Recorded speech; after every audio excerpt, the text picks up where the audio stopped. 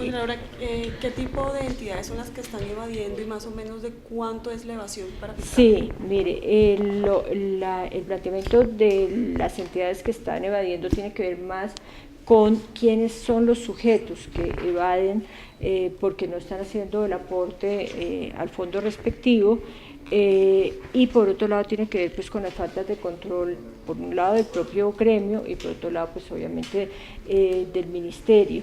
Entonces no es un problema digamos generalizado, eso es bien importante. Hay gremios donde sencillamente no se puede originar ni evasión ni deuda por la manera como está previsto que se haga el pago de la contribución, pero sí hay sectores que por la informalidad, hay algunos gremios que por la informalidad pues sí están abocados a esta situación, pero eso, ya la identificación específica yo prefiero que ustedes la consulten directamente. ¿Qué pasa, Contralora, con las recomendaciones que hacen ustedes a los gremios y al mismo ministerio? ¿Esas las van a llevar sobre la creación del decreto y el índice de calificación? Mire, yo pienso que en eso hay finalmente acuerdo total. El ministerio acepta que tiene una institucionalidad débil, que tiene que crear un sistema de indicadores que garanticen un buen seguimiento del cumplimiento de las funciones para las cuales fueron creados estos gremios.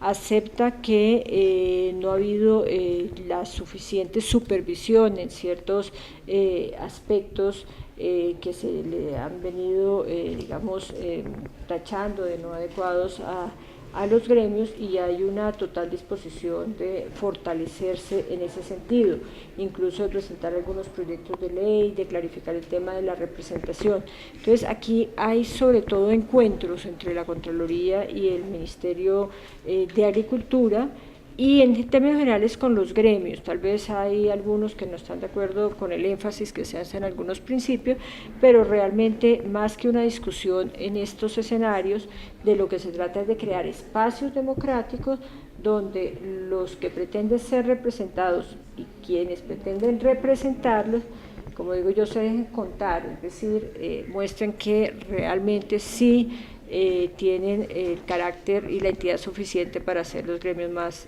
para ser los representantes de quien administra el recurso. Contralora, ¿qué tanto se ha evadido? No le puedo contestar, examínenlo en el texto porque es bastante amplio y hay distintos matices. La conclusión más sobresaliente que usted puede destacar de este estudio.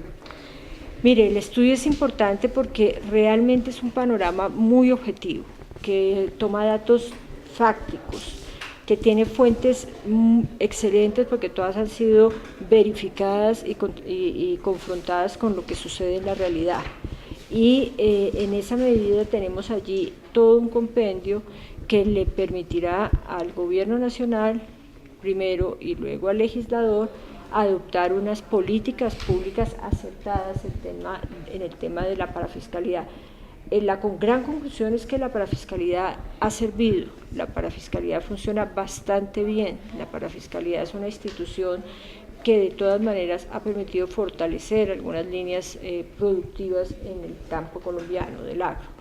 Y en esa medida lo que tenemos que estar vigilantes para que no se desintegre y se desdibuje su finalidad.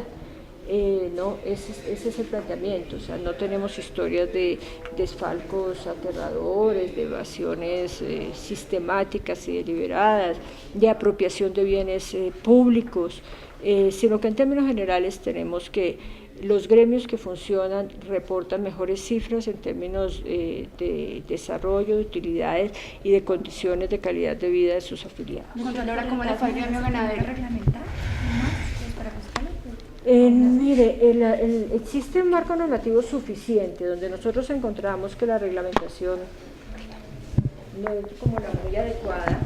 Yo creo que es la que tiene que ver con el tema del ministerio propiamente dicho, o sea, que el ministro vaya a las juntas de los gremios informados, que tenga los estudios adecuados para aprobar o no aprobar una inversión, que esté en capacidad de advertirle al propio gremio tendencias que pueden implicar un año no muy bueno, una crisis, o cómo manejar una bonanza en determinados sectores. Entonces, tiene que haber algo más que la presencia de un ministro en estos órganos directivos cada vez que lo citen a una junta. Ese es como el planteamiento nuestro, tiene que haber unas unidades que doten a quien decide en el seno de los gremios de conocimiento suficiente para saber tomar las decisiones correctas. Contralora, ¿cómo le fue al gremio ganadero?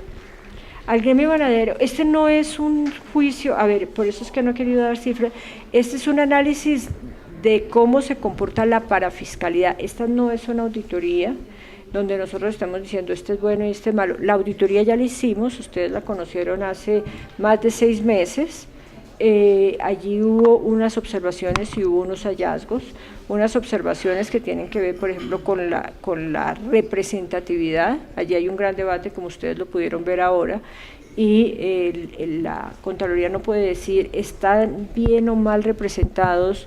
Fedegan sí lo representan o no lo representan.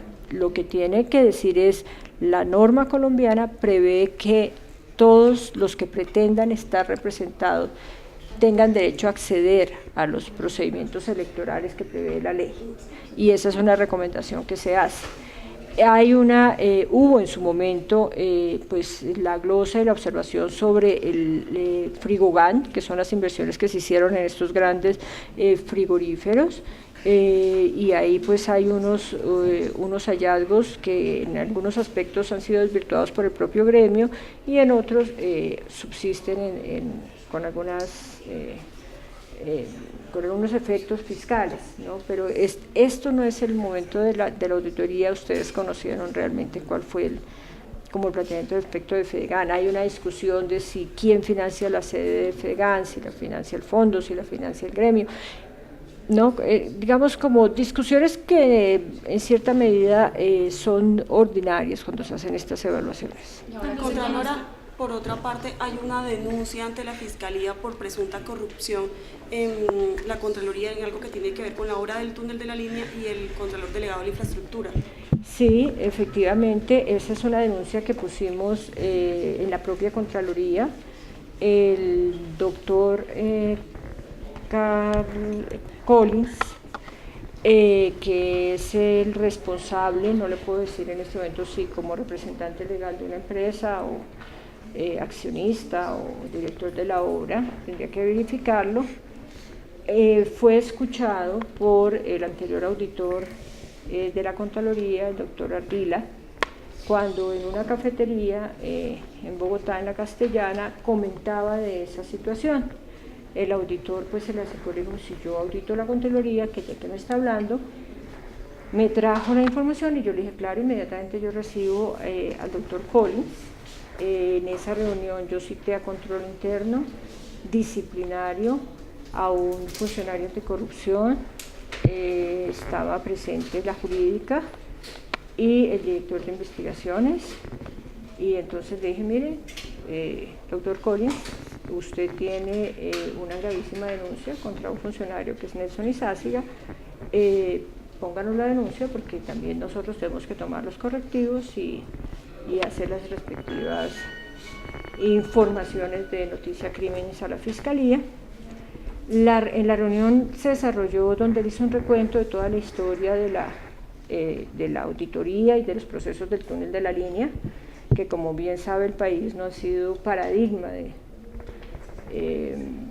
cumplimiento puntual en términos de cronograma y en términos de algunas especificaciones.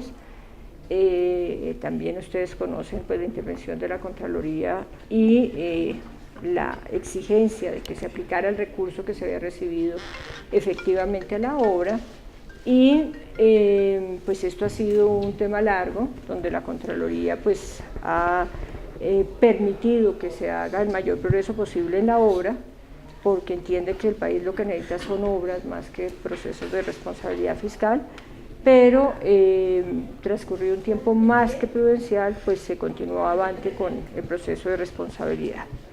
A eso se le suma una decisión muy reciente en primera instancia que tiene que ver con lo que decide la primera instancia, no lo que decido yo, es que habría habido un daño fiscal, no conozco la cifra porque es un proceso que no ha llegado a mi despacho, y se establece en consecuencia una responsabilidad fiscal a más de la obligación consecuente impuesta por la ley de declarar la caducidad del contrato Bogotá-Girardot.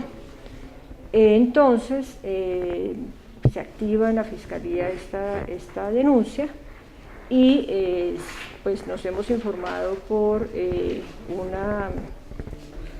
¿cómo se llama eso? Una emisora, la FM, y por Caracol, lo que ustedes han conocido. Nosotros no conocemos absolutamente nada más distinto a lo que ustedes conocen pues como nosotros. Allí se da cuenta de que había un proyecto de auto que estaba sin firma. Efectivamente, eso lo dijo el señor Collins en la reunión, pero la reunión terminó cuando él me dijo, mire, pero yo no tengo ninguna queja, aquí han sido muy estrictos, aquí me han exigido demasiado, pero yo no tengo ninguna queja, a mí nadie me ha solicitado plata, ni me ha mandado a pedir plata, ni me ha extorsionado. Entonces, pues ahí acabó el capítulo, que fue exactamente el 2 de mayo del año 2013, y la reunión tuvo lugar a las 5:16 de la tarde. Y luego, cuando en una audiencia hubo una intervención del doctor Collins, creo que fue en el caso de Bogotá Girardot, que empezó a hacer el mismo planteamiento, que estaba siendo víctima de persecución y que había extorsión.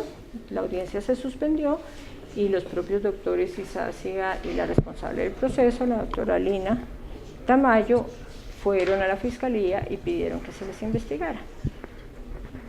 Ahora, respecto del gordito, que también aparece en esas noticias, la única noticia que tenemos es la misma que todo el país conoce, unas supuestas grabaciones que hizo un periodista donde el señor Miguel Nule afirmaba que periódicamente me enviaba a mí sumas de dinero para que yo no auditara el tema de la 26.